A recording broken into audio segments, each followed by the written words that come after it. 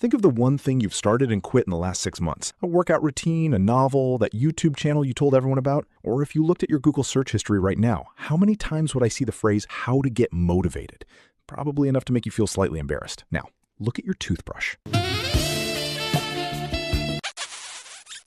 You've brushed your teeth every day for years. You didn't need a motivational quote to do it. You didn't need a productivity app. You didn't even need to feel like it.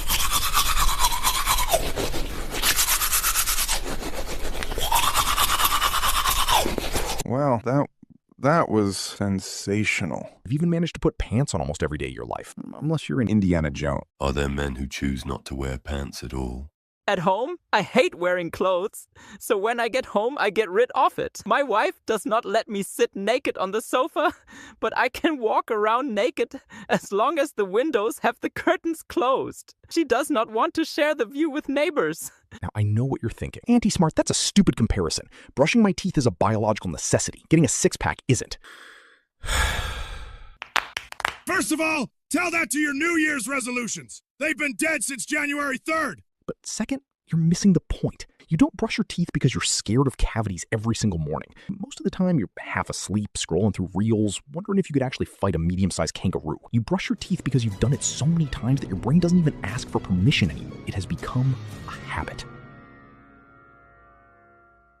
Most people fail at consistency because they suffer from the hero complex. You don't just want to start. No, you want to be a hero on day one. On Monday, you decide you're basically a Spartan. You hit the gym for 2 hours, or if you're on a budget, you start working out at home using a heavy chair and a backpack full of rocks. Either way, you try to lift things that are way too heavy for you. After that, you drink a kale smoothie that tastes like you're licking the underside of a lawnmower, and you go to bed a king. But wait, did I forget to mention how shitty your life still is before you go to bed? Yeah, you did a 2-hour workout, but your room is still a mess, and you still spend an hour arguing with a stranger named Bob Matthews 67 on an Instagram Reels comment section about whether God should still bless America or why Donald Trump should send another $5 billion to Israel.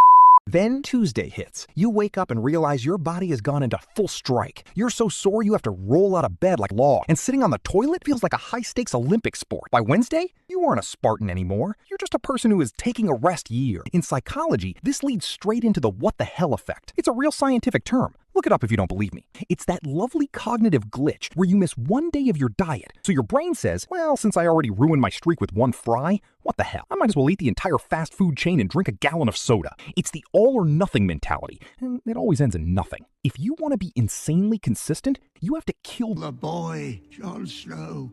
Kill the boy and let them... I am sorry. Let me start again. If you want to be insanely consistent, you have to kill the hero. Stop trying to be the chosen one and start being relentlessly mediocre for 48 years. By that, I mean instead of doing something amazing for 2 days, do something average for 20 years. As I said before, kill the hero. You might run 10 miles once and never run again because your legs exploded. But someone walking 10 minutes every day for years, even when he or she is tired, will be way ahead of the hero who quit after 1 week. Consistency isn't about the peak of the mountain. It's about being the person who is too stubborn or too anti-smart. Be too dumb to listen to the excuses your brain makes. Okay, enough. Now let's get serious. Here are the 3 non-negotiable laws to automate your life. Law number 1, the 2-minute rule. The biggest lie you've been told is that you need willpower. Willpower is a battery that dies by 4 p.m. Instead, use the 2-minute rule. If you want to be a writer, your initial goal isn't to write a chapter.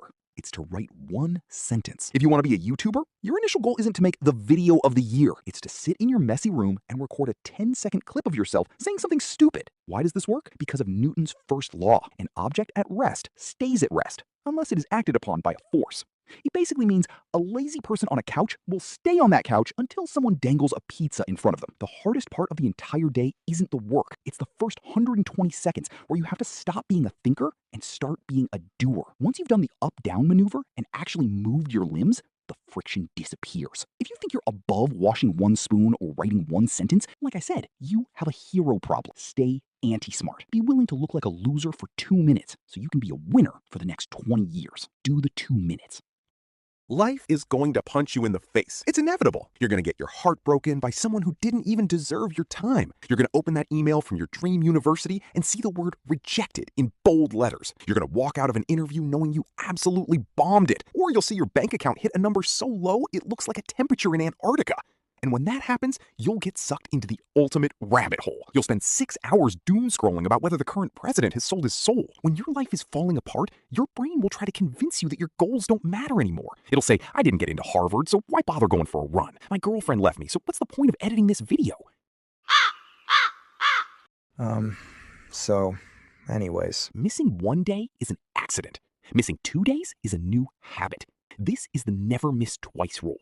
It's what separates the pros from the people who just tweet about being pros. When you miss a day, the smart part of your brain starts whispering, well, the streak is dead. We failed. Might as well give up on our dreams and go back to scrolling until our eyes bleed. It's the same logic as saying, well, I have a flat tire. I might as well set the whole car on fire. Don't be that guy. If you miss Monday, Tuesday isn't just a work day. Tuesday becomes your moral obligation. Even if the world is ending, even if the economy is collapsing, even if you only do the bare minimum, you do it. Just to look your lazy brain in the eye and say, nice try, but I'm still the boss here. Consistency isn't about being perfect. It's about refusing to let one mistake become your new identity. Talking about identity, there are two people, Jennifer and Jamal. Jennifer sets a goal. I want to lose 20 pounds by summer. She spends 3 days researching the best shoes, the best gym, buys the $100 yoga mat, and downloads a 40-page PDF on metabolic optimization. She's focusing on the outcome. 3 weeks in, she's lost 2 pounds. Her smart brain does the math. At this rate, I'll be fit by the year 2045. The ROI is negative. This is illogical. She gets one bad text from an ex or sees a depressing news headline, and she snaps. Now look at Jamal. Jamal doesn't have a goal. Jamal has an identity. Jamal says, I am a person who doesn't miss a workout. That's it. That is his whole personality. On Monday, Jamal is tired. On Tuesday, Jamal's car breaks down. On Wednesday, he is broke. But does Jamal care? No. Does he check his vibes? No. Jamal doesn't care about the 20 pounds. He cares about his identity. He puts on his shoes, does 2 minutes of movement, and checks the box. He's too anti-smart to realize that doing one push-up won't make him rip today. He just knows that Jamal do not miss. Fast forward 6 months, Jennifer is still waiting for the right time and the perfect workout plan to start. Jamal is already finished. So why did Jennifer fail? She's smart, she's motivated, and she even has a vision board. Jennifer fell into the identity gap. You see, Jennifer's goal was 20 pounds. That's a destination. And the problem with destinations is that they're far away. When you don't see the finish line after 3 days, you quit.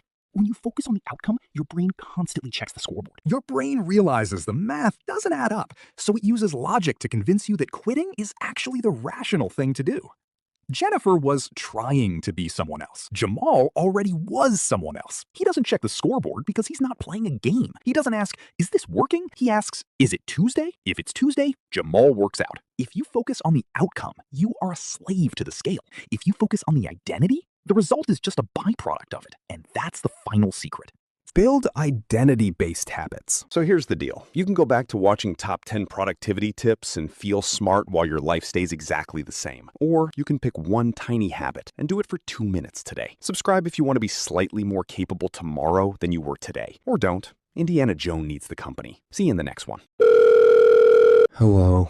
AntiSmart? Yeah. Can we do the 2-minute task completely naked? It makes the up-down maneuver Shut feel the so much more...